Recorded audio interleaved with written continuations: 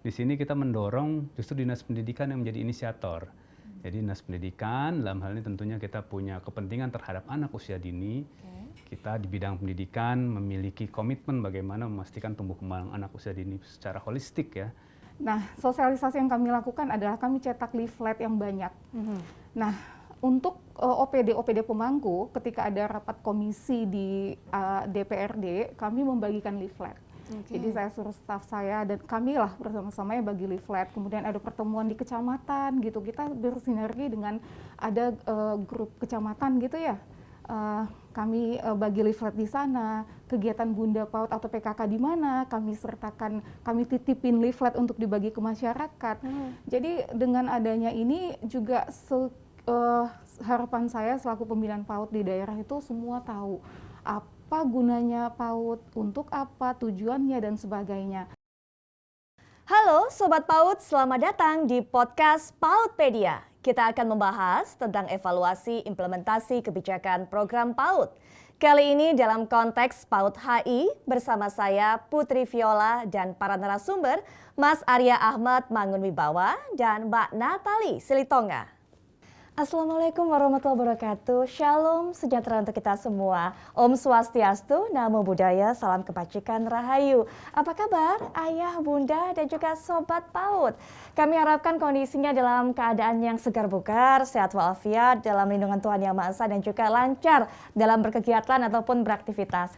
Baik, senang sekali saya Putri Viola bisa hadir menemani para sobat PAUD tentunya, dan tema perbincangan kita kali ini adalah evaluasi implementasi kebijakan dan program PAUD. Hari ini saya sepertinya akan menyoroti khusus dan juga mengupas lebih dalam lagi mengenai PAUD HI, pengembangan anak usia dini holistik integratif.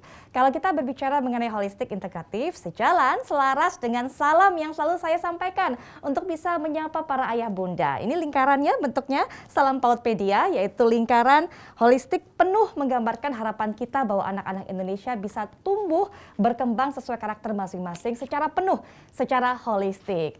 Seperti yang sudah sempat saya singgung juga ini mengenai perkembangan anak-anak, sebuah mimpi besar kita untuk bisa melihat anak-anak Indonesia tumbuh berkembang secara sehat, kemudian juga berakhlak mulia dan cerdas. Nah, kuncinya untuk bisa mewujudkan ini adalah dengan PAUD HI. Kebijakan PAUD HI juga sudah diimplementasikan di berbagai kota, kabupaten, di berbagai wilayah tanah air. Menarik untuk menyoroti bagaimana perwujudannya, karena masing-masing kota, kabupaten memiliki karakter sendiri-sendiri. Dan juga nanti kita akan berbincang-bincang dengan para narasumber, apa saja kendala yang dihadapi di berbagai daerah, dan juga apakah kebutuhan esensial dari anak-anak di sana ini sudah terpenuhi. Untuk bisa membahas hal ini, saya akan perkenalkan para narasumber. Yang pertama adalah Mas Arya Ahmad Mangunwibawa selaku Koordinator Pelaksana Peserta Didik Direktorat PAUD. Assalamualaikum warahmatullahi wabarakatuh, Mas Arya. Waalaikumsalam warahmatullahi wabarakatuh. Sehat Mas Arya? Alhamdulillah Mbak Putri. Alhamdulillah sehat. Bukan cuma saya, bukan cuma Mas Arya, tapi di tengah kita ini kita mengapit seorang wanita cantik luar biasa, datangnya juga cukup jauh dari Kabupaten Toba, Sumatera Utara, yaitu Mbak Natali Silitonga selaku Kepala Bidang Pembinaan PAUD Dinas Pendidikan Kabupaten Toba, Sumatera Utara. Halo Mbak Natali. Hai. Senang sekali lihatnya segar pakai kuning-kuning. Oh iya, makasih. Sehat ya pastinya ya? Pasti. Baik, siap berbagi pengalaman dengan kita ya, dengan ayah bunda juga ya di rumah ya? Siap. Baik, nah Mas Arya, sebelum nanti kita akan dengarkan bagaimana implementasi di wilayah Toba, ini wilayahnya Mbak Natali. Mungkin Mas Arya bisa jelaskan juga, karena ayah bunda banyak sekali ingin mengetahui. PAUD HI ini merupakan bagian dari PAUD berkualitas. Nah ini seperti apa Mas sebenarnya penjelasannya? Ya, terima kasih Mbak Putri ya. Jadi kalau pertanyaannya PAUD HI menjadi bagian dari PAUD berkualitas, tentunya dalam kebijakan yang diusung oleh Direktorat PAUD ya terkait dengan PAUD berkualitas, ada 4 elemen penting yang menjadi indikator lah ya, atau menjadi capaian yang ingin kita tuju menuju PAUD berkualitas. Yang pertama tentunya terkait bagaimana proses pembelajaran yang berkualitas. Di sana esensinya adalah bagaimana pembelajaran yang kita harapkan nantinya dapat kita lakukan dengan berpusat pada anak. Kemudian pembelajaran yang juga memperlihatkan secara terdiferensiasi gitu ya. Jadi pembelajaran yang diberikan itu sesuai dengan potensi, minat, bakat, dan juga tentunya karakter dari anak itu sendiri gitu. Jadi sangat terdiferensiasi. Yeah. Dan yang tidak kalah penting lagi yaitu pembelajaran yang teaching at the right level istilahnya. Jadi bagaimana kita memberikan stimulasi pembelajaran sesuai dengan tahap perkembangan anak sehingga stimulasi yang kita berikan itu bisa benar-benar sesuai dengan tumbuh kembang anak tersebut. Nah, itu elemen penting yang pertama. Yang kedua, tentunya ada elemen penting lainnya, itu bagaimana kemitraan dengan orang tua. Di PAUD ini hal ini menjadi suatu yang penting ya, karena tentunya sama-sama kita ketahui anak-anak kita di PAUD tentunya hanya menghabiskan waktu paling lama sekitar 4 jam ya, jam 8 sampai jam 12. Sisanya lebih banyak di rumah. Nah, disitulah penting kita untuk kemudian bermitra dengan orang tua, sehingga apa yang sudah diberikan di PAUD mengenai nilai-nilai karakter, mengenai pembelajaran atau stimulasi yang sudah baik itu juga bisa terjadi di rumah. Jadi ada keselarasan di sana. Dan tentunya begitu pula sebaliknya, apa yang sudah baik di rumah itu juga bisa terjadi di sekolah. Sehingga memang untuk PAUD ini kemitraan dengan orang tua menjadi tadi elemen penting lainnya selain proses pembelajaran berkualitas. Kemudian yang ketiga ini yang disebut dengan elemen bahwa menuju dalam rangka PAUD berkualitas kita juga harus memantau pemenuhan kebutuhan esensial di luar pendidikan. Karena bicara PAUD itu bukan hanya pendidikan yang harus kita pastikan anak-anak mendapatkan, tapi juga tentunya bagaimana kebutuhan esensial kesehatan, gizi, kemudian perlindungan, pengasuhan, dan yang lebih penting lagi kesejahteraan anak itu sendiri, gitu, well-being dari anak itu sendiri itu juga harus kita pastikan mereka mendapatkan seluruh haknya untuk kebutuhan esensial tersebut. Nah, ini yang tentunya dalam konteks PAUD HI ini yang perlu untuk menjadi kemudian kita turunkan menjadi suatu kebijakan yang lebih implementatif nantinya, gitu. Kemudian yang keempat terkait elemen bagaimana kepemimpinan dan juga pengelolaan sumber daya yang ada di satuan itu sendiri, gitu. Di mana kepemimpinan yang dapat menumbuhkan misal lingkungan belajar yang inklusif, yang nyaman, yang ramah, yang aman, dan tentunya bagaimana kepemimpinan yang dapat juga melakukan supervisi atau penguatan kapasitas dari guru-gurunya sehingga dalam proses pembelajaran juga terjadi proses-proses yang dapat merefleksikan apa-apa saja yang sudah terjadi untuk proses pembelajaran atau bermain yang lebih baik lagi ke depannya. Nah, ini adalah keempat elemen yang kita harapkan dapat terwujud dalam konteks PAUD berkualitas. Baik, nah, PAUD HI ada di dalam elemen ketiga tersebut. Baik. Dari situlah kemudian kita turunkan ke dalam suatu kebijakan yang merupakan amanah juga dari Perpres nomor 60 dan juga Permenko PMK nomor 1 ke dalam program implementasi untuk kita mendorong atau menstimulasi kabupaten kota untuk dapat menghadirkan beberapa ragam kerangka regulasi dan juga penguatan kapasitas dari stakeholder yang ada di dalamnya, termasuk satuan PAUD itu sendiri seperti itu. Menstimulasi kota kabupaten untuk bisa melaksanakan kebijakan ini. Ya. Mungkin Mas Ara juga bisa dijelaskan lebih lanjut. Ini mungkin juga didengarkan oleh ayah ibu di berbagai kota kabupaten. Indikator-indikatornya apa mungkin untuk bisa menilai bahwa kebijakan ini sudah berlangsung, tercapai, sukses, tujuannya terwujud begitu? Oke. Jadi tahun 2021 ini Direktorat PAUD sudah menetapkan 50 kabupaten kota untuk bekerja sama mengimplementasikan PAUD HI tadi. Adapun indikator keberhasilan atau capaian yang kita harapkan dengan adanya kerjasama ini, tentunya yang pertama kita mendorong ragam regulasi yang akan dihadirkan oleh kabupaten kota, mulai dari peraturan bupati atau wali kota terkait dengan PAUD HI itu sendiri. Kemudian kita juga mendorong terbentuknya gugus tugas ya, gugus tugas PAUD HI, di mana harapannya gugus tugas itu terdiri dari OPD-OPD yang merupakan ya OPD yang memiliki kepentingan atau amanah untuk juga mendukung implementasi PAUD HI tersebut. Kemudian kita juga mendorong adanya rencana aksi daerah. Jadi kita harapkan nanti juga dapat disusun rencana aksi daerah sebagai pegangan bagi OPD-OPD tersebut. Jadi OPD itu organisasi perangkat daerah ya, selain pendidikan tentunya, nanti akan dijelaskan oleh Mbak Natalia mungkin. Nah, itu juga bagaimana kemudian RAD itu bisa menjadi pedoman atau pegangan untuk mengimplementasikan POT HI tersebut. Kemudian kita juga selanjutnya ingin memastikan bahwa seluruh perangkat regulasi tersebut juga dapat disosialisasikan ke seluruh stakeholder yang ada, sehingga tentunya komitmen dari kabupaten kota untuk POT HI ini bisa dilaksanakan oleh seluruh stakeholder yang ada, bergerak bersama untuk mewujudkan POT HI tadi yang pada akhirnya menuju POT berkualitas tadi, salah satunya ya elemennya. Yang berikutnya kita juga mendorong kabupaten kota untuk meningkatkan kapasitas dari satuan PAUD itu sendiri. Jadi satuan PAUD nanti kita harapkan mereka diberikan bimbingan teknis untuk lebih meningkatkan kapasitas pemahaman mereka bagaimana mengimplementasikan POT HI. Jadi meningkatkan kualitas layanan pemenuhan kebutuhan esensial di satuan dengan tentunya berkolaborasi dengan unit layanan lain seperti puskesmas misalnya, posyandu, ataupun unit-unit lain ya yang berada di level kecamatan, mungkin seperti Puspaga ya, yang dimiliki oleh KPPA dan unit lain yang pada akhirnya sekali lagi bahwa pemenuhan kebutuhan esensial tadi dalam konteks POT HI bukan hanya dilakukan oleh bidang pendidikan atau dalam hal ini dinas pendidikan. Baik. Seperti itu. Itulah indikator ya keberhasilan dari program kami yang kami harapkan dapat diwujudkan oleh teman-teman di kabupaten kota. Nah, harapannya diwujudkan oleh teman-teman kabupaten kota. Nah, itu tadi Mbak Natalia kita sudah dengarkan. Harapan diungkapkan oleh Mas Arya harusnya bisa dilaksanakan dengan maksimal di berbagai kota, kabupaten, daerah.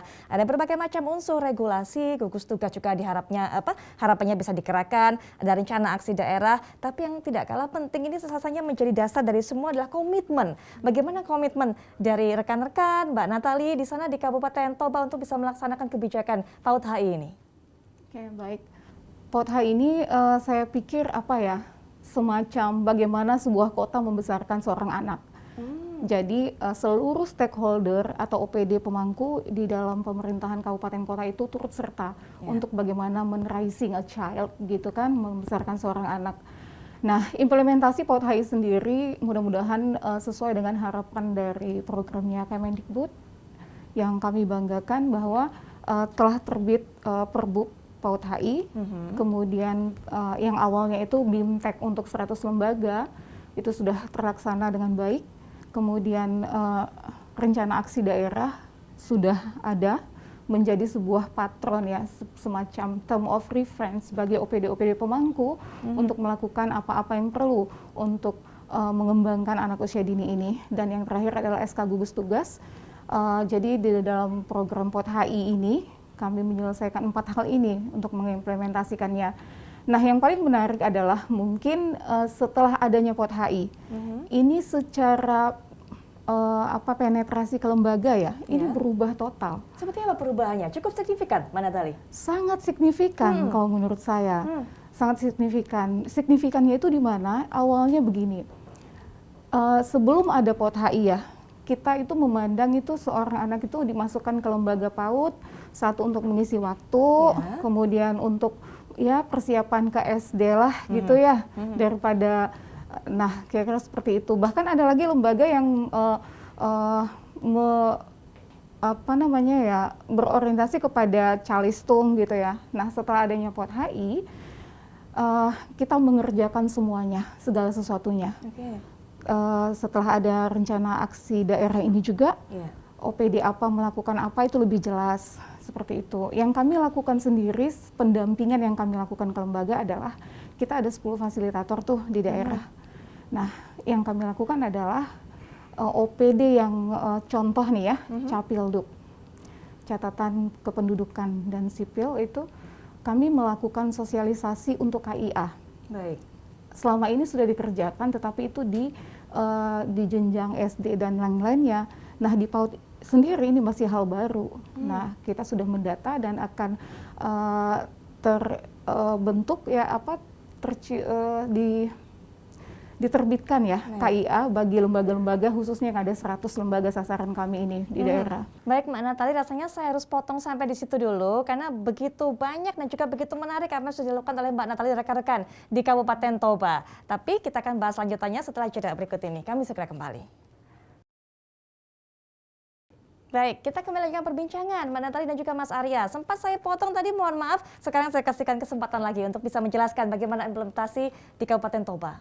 Nah, setelah kita melakukan BIMTEK kepada 100 penyelenggara POT HI di lembaga, kami menagih RTL-nya, rencana tindak lanjut yang akan dilakukan di lembaga-lembaga tersebut. Kementerian juga sudah BIMTEK 10 fasilitator, dan 10 fasilitator ini mendampingi 100 lembaga yang kami pilih menjadi sasaran POT HI. Sebelum memilih si lembaga ini menjadi sasaran kami, terlebih dahulu kita melakukan seleksi ya. Seleksi kepada lembaga-lembaga yang akan melakukan POT HI gitu. Hal ini sangat membantu sekali tentang komitmen. Setelah mereka diseleksi, mereka jadi paham tuh kan, oh ini ternyata programnya apa ya gitu kan kok. Nah setelah komitmen lembaga kami diperoleh, kita BIMTEK mereka, kita melakukan pendampingan. Di dalam pendampingan ini hasilnya adalah sejalan dengan rencana aksi daerah yang telah disusun, OPD apa melakukan apa, pendampingan ini juga kami dorong untuk melakukan pendataan. Baik. Itu memenuhi hak akan identitas.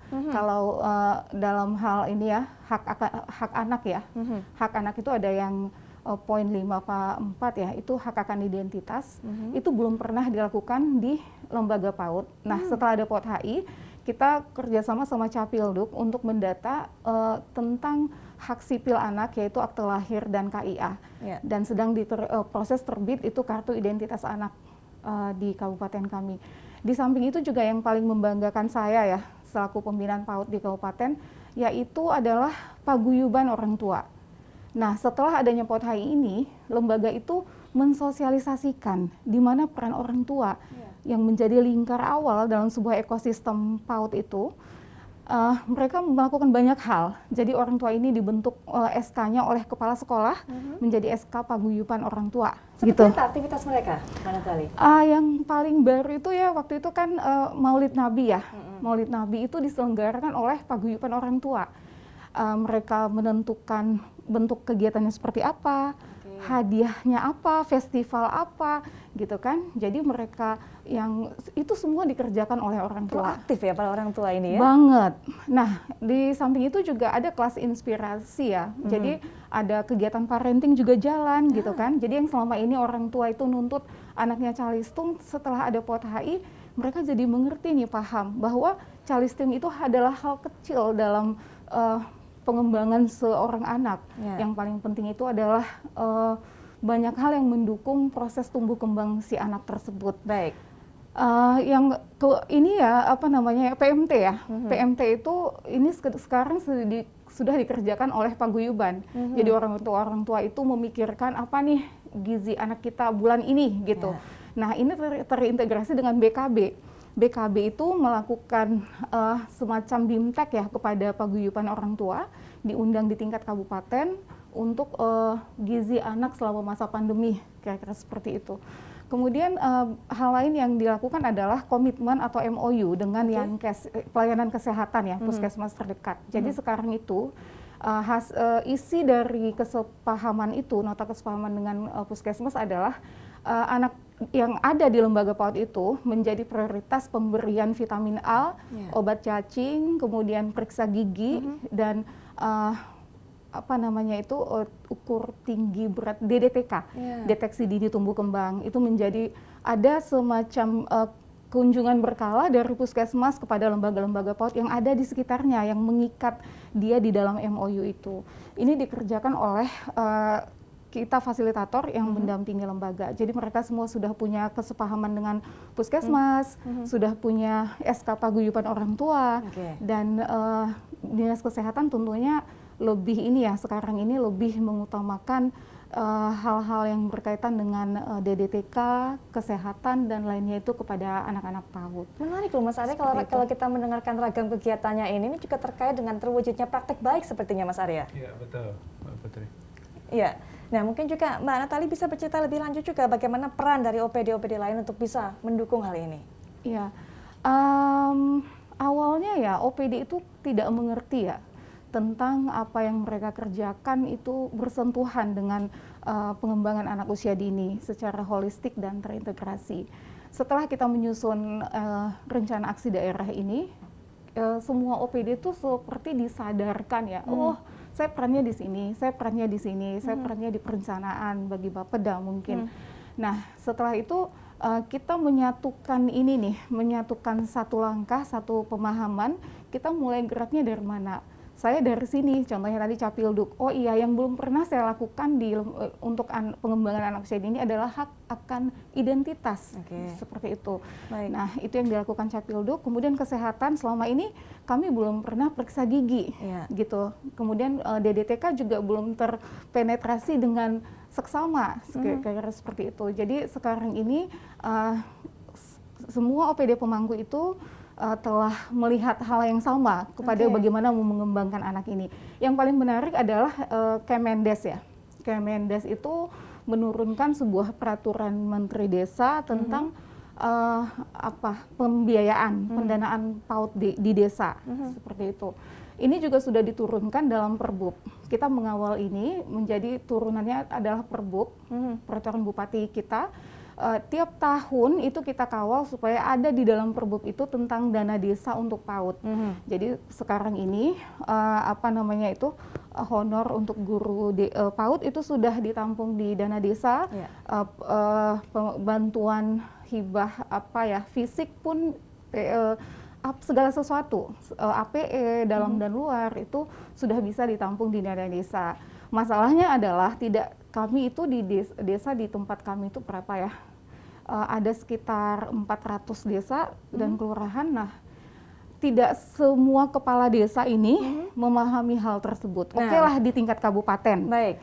Nah, mungkin kita tahan dulu di situ mengenai masalah-masalah. Nanti kita akan juga ungkap ada masalah apa atau kendala apa yang dihadapi oleh Mbak Natali dan rekan-rekan.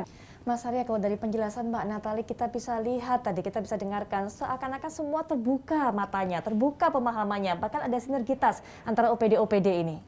Ya, betul sekali Mbak Putri ya. Jadi bicara POTHAI ini kita tidak bisa bekerja sendiri ya. Bidang pendidikan tidak bisa bekerja sendiri, kesehatan, sosial, perlindungan dan lain sebagainya. Karena tentunya sekali lagi ya, pengembangan anak usia dini holistik integratif ini memang kita harus lakukan lintas sektoral. Kami di pusat tentunya lintas kementerian lembaga, dan di daerah juga tentunya lintas OPD yang memiliki tanggung jawab, peran maupun amanah bagaimana memastikan pengembangan anak usia dini holistik integratif itu dapat terwujud di level kabupaten kota. Nah, tadi tentunya contohnya sudah sangat banyak bagaimana perannya, dan juga memang kami melihat ya OPD-OPD di lapangan ini mungkin sudah ada program-programnya, tapi selama ini belum bersinergi. Oleh karena itu kebijakan kami ini memang kita lakukan dalam rangka tentunya di sini kita mendorong justru Dinas Pendidikan yang menjadi inisiator. Jadi Dinas Pendidikan dalam hal ini tentunya kita punya kepentingan terhadap anak usia dini. Kita di bidang pendidikan memiliki komitmen bagaimana memastikan tumbuh kembang anak usia dini secara holistik ya.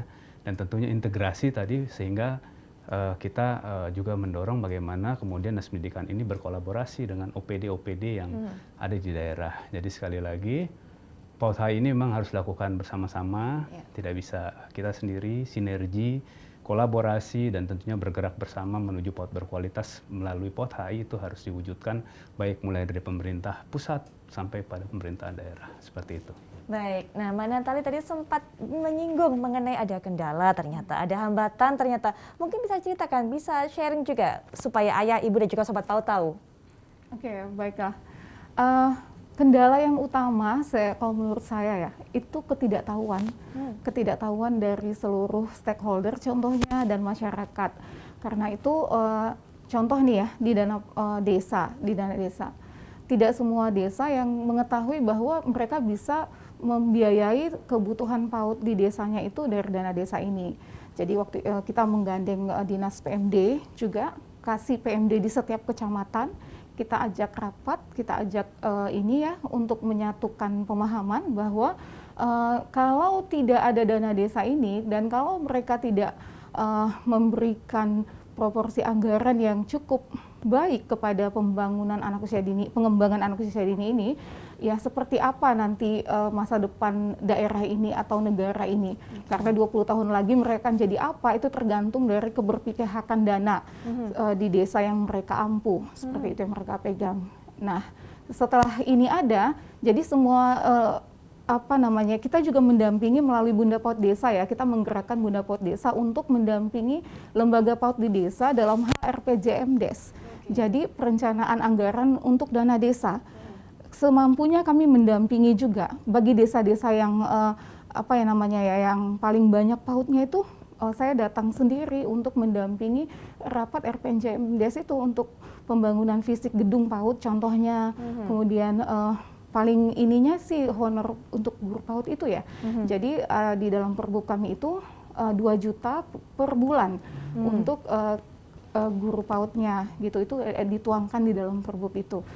Nah, yang ini juga ya, satu lagi Mbak, aku perlu ini ya, setelah ada PAUD HI ini juga ya, kendala sosialisasi ini kan butuh dana ya sebenarnya, butuh dana.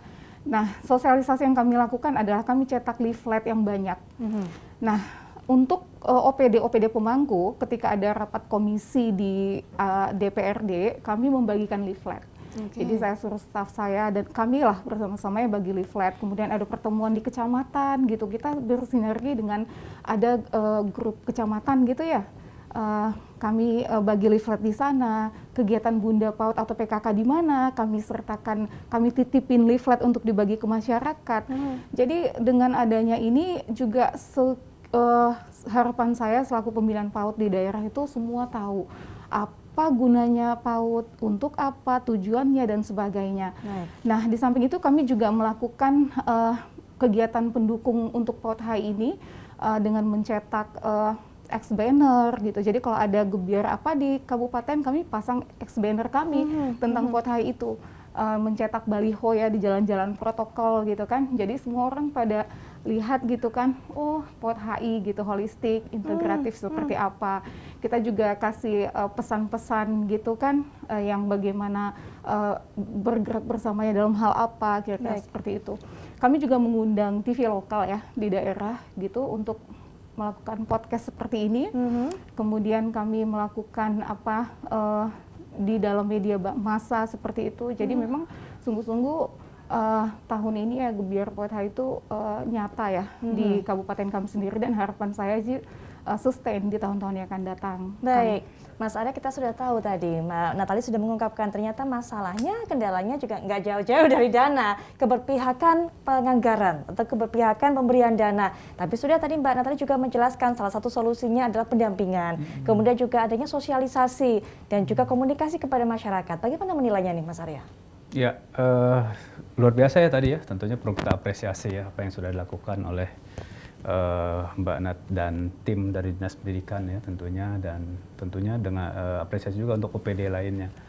Jadi sepertinya kalau tadi kita sama-sama menyimak ya apa yang disampaikan Mbak Natalia, sebenarnya komitmen ini sudah mulai muncul ya, kesadaran sudah mulai muncul, kemudian komitmen juga mulai terjadi ya, dan tentunya apa yang sudah disampaikan tadi ini semoga bisa menginspirasi yang lainnya bahwa memang pasti ada kendala dalam kita ingin mewujudkan suatu kebijakan atau komitmen, tapi tentunya dengan terus-menerus kita melakukan diskusi, kemudian pemahaman, bahkan tadi melakukan publikasi. Dan juga tadi juga kan tentunya bagaimana kemudian OPD-OPD lain juga dilibatkan untuk ikut juga mempublikasikan gitu. Harapannya tadi ya pemahaman terkait dengan pentingnya PAUD HI ini benar-benar bisa terjadi ya, mulai dari level pemangku kebijakan sampai kepada level unit layanan ataupun praktisi ya, praktisi yang melaksanakan di level komunitas seperti itu. Nah, ini tentunya sangat baik ya, dan harapannya ya ini bisa berkeberlanjutan untuk tahun-tahun yang akan datang itu seperti itu. Baik, itu harapan dari Mas Arya, adanya kesinambungan, adanya berkelanjutan ya Mas ya, nggak berhenti sampai di sini saja, karena tadi sudah masyarakat sudah teredukasi, sudah mengerti dengan baik, bahkan sinergitas juga sudah terbangun di daerah. Mbak Natali sendiri bagaimana harapannya? Ya, harapan saya memang program ini sustain ya, sampai kapanpun ya, karena memang HI itu adalah holistik integratif, itu adalah tentang bagaimana sebuah kota membesarkan atau mengembangkan anak usia dininya. Jadi ini partisipasi seluruh kabupaten kota memang sangat diharapkan untuk hadir.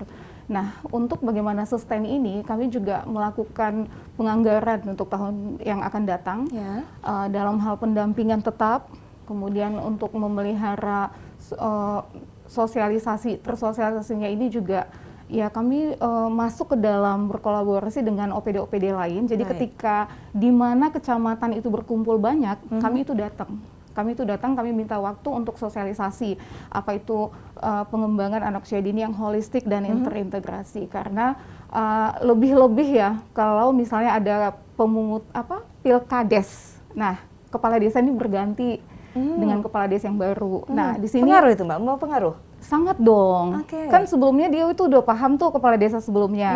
Nah, setelah ada pilkades, kita terus melakukan sosialisasi kembali, pendekatan person to person, ngundang makan siang contohnya gitu kan ke dinas pendidikan gitu-gitu. Jadi whatever it takes lah kita lakukan segala sesuatunya untuk sustain program ini ke depannya. Terima kasih Mas Arya sudah hadir dalam perbincangan ini, juga memberikan informasi yang sangat bermanfaat, menjadi misa kita semua juga, harapan kita semua bahwa apa yang disampaikan oleh Mas Arya ini segera terwujud. Dan juga tadi kisah dari Mbak Natali bisa menjadi inspirasi bagi ayah, bunda, dan juga berbagai daerah yang ada di kota kabupaten di tanah air. Mbak Natali juga terima kasih sudah berbagi kisah dengan kami, luar biasa komitmennya. Salam buat semua teman-teman, rekan-rekan seperjuangan, jangan pernah berhenti berjuang yang ada di Kabupaten Toba, Sumatera Utara. Dan juga sama seperti yang dikatakan atau saya sampaikan kepada Mas Arya, ini juga bisa menjadi kisah inspiratif dan juga membangun bagi teman-teman semuanya, para sobat PAUD. Baik, dan demikian perbincangan ini para ayah, bunda, dan juga sobat PAUDpedia. Dan juga tema kali ini evaluasi implementasi kebijakan dan program PAUD. Tidak lupa juga di akhir atau penghujung jumpa kita ini saya ingin ingatkan kepada sobat PAUD untuk bisa like, subscribe, dan juga ikuti informasi terus yang kami sajikan dalam kanal media sosial PAUDpedia. Nah, terakhir ini kami punya salam khusus Mbak Natali, Mas Arya, yang kita juga akan sampaikan kepada semua ayah, bunda, dan juga sobat PAUD. Jadi kita akan lakukan salam PAUDpedia, bisa dibentuk tangannya, dilingkarkan di dada sebelah kanan, sampai nanti kita akan bersama-sama ucapkan salam PAUDpedia. Saya akan hitung mundur. Baik, sudah siap? 3, 2, 1, salam PAUDpedia. Sampai jumpa.